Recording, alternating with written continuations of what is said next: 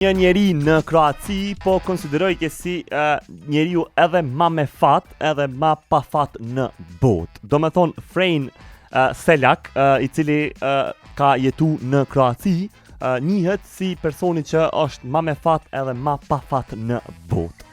Në vitin 1962, në trenin cilin kë kishte hyp për me shku dikon, ka ra në lom edhe 17 persona kanë vdek. Jo Frejn. Në vitin 1963, orëzu aeroplani prej 800 metra ka pështu se sa ka ra me një kasht. Makina e ti është dhez, do me thonë, ka marrë t'lak edhe është bo full në zjarë gjatë vozitjes, ka dalë pak para shpërthimit.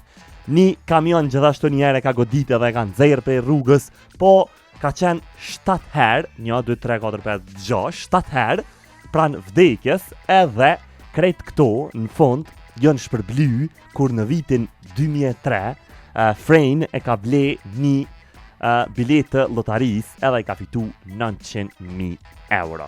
Krejt paret ja ka dhonë familjes të vetë edhe shokëve të ti, tu thonë që nuk kam nevoj për pare për arsye që e kam fatin